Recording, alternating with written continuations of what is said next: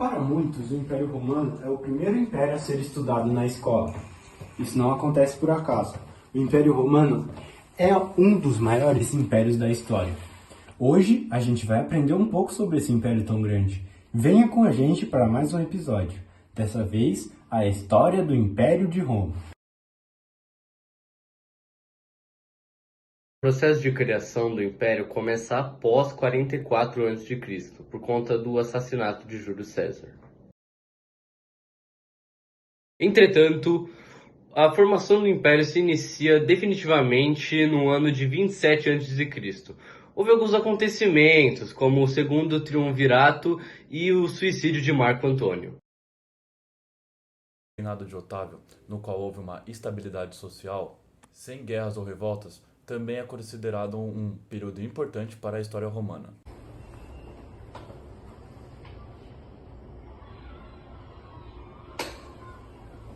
Estamos de volta. Roma sempre foi uma aristocracia. Ela era dominada pelos patrícios.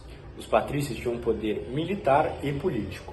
Contudo, logo depois, vinham os clientes, que eram plebeus, que são a classe depois deles, mas que tinham favores com os patrícios, tinham proteção política. Depois vinham os plebeus, cidadãos romanos. E por último, os escravos, que eram tanto por dívida ou por capturados em guerra. Ademais, Roma era politeísta, ou seja, acreditava em diversos deuses. O governo também tinha um grande foco em militares e o comandante tinha um cargo vitalício e controlava simultaneamente todas as províncias. O sistema militar também afetava a economia, a agricultura e o comércio. Os militares eram de suma importância para a economia, pois eles que eram responsáveis pelas invasões, saqueando nações e usufruindo de seus recursos naturais. Aprofundando o tema das invasões e expansões territoriais romanas, Roma invadiu e conquistou Grécia, Egito, Macedônia, Gália, Germânia, Síria e a Palestina durante o Império. Junto a isso, existiu a famosa romanização, no qual consistia em transformar ao máximo os povos em modelos romanos. A romanização era baseada em incentivar os cultos e crenças da religião oficiais de Roma aos povos conquistados. Além disso, a padronização da arquitetura das cidades e monumentos como réplica da metrópole e dos direitos romanos.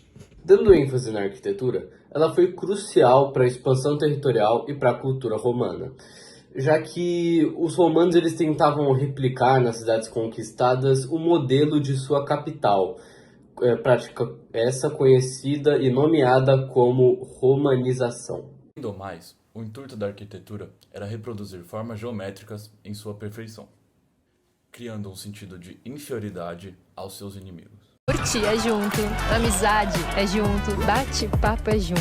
E o uísque também é junto. Afinal, só dá pra brindar se for junto, né? Jameson é junto.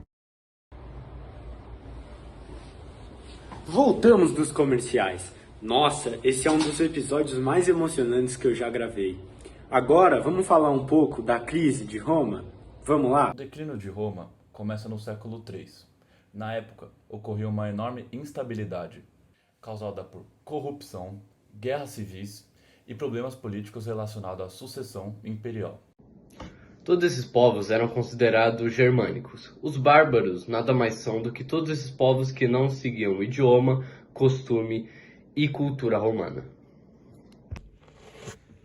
Com todos os problemas ocorrendo em Roma, como as invasões bárbaras, Diocleciano, imperador romano na época, resolveu dividir o império em Ocidente e Oriente, que ficou conhecido como o Império Romano do Ocidente e futuramente o Império Bizantino. E essa divisão tinha um intuito de parar com as invasões bárbaras e restaurar a integridade de Roma. Sobre a divisão, o Império do Ocidente tinha sede em Milão, inicialmente, e o do Oriente tinha em Bizânico. Com isso, futuramente, tornou-se o Império Bizantino. Diferentemente do Império Oriental Romano, que durou mais de 1000 anos a mais, o do Ocidente, no ano de 476 depois de Cristo, se desintegrou principalmente por invasões de civilizações como visigodos em 410 e em vândalos em 455 depois de Cristo. Esses povos eram considerados germânicos. Os bárbaros nada mais são do que todos esses povos que não seguiam o idioma, costume e cultura romana.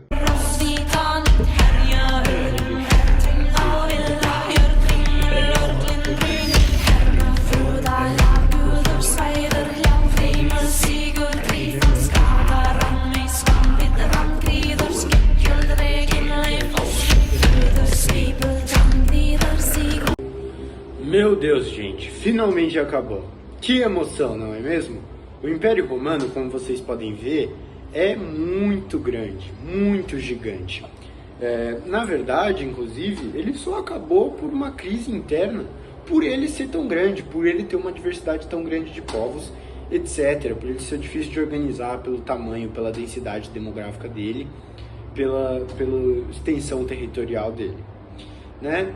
Então, muito obrigado por estar aqui com a gente no episódio de hoje. Eu agradeço demais a sua companhia. E ufa, foi uma história em tanto, hein? Obrigado, viu, gente? Eu vou até virar minha boina, porque eu tô no dia de folga agora, beleza?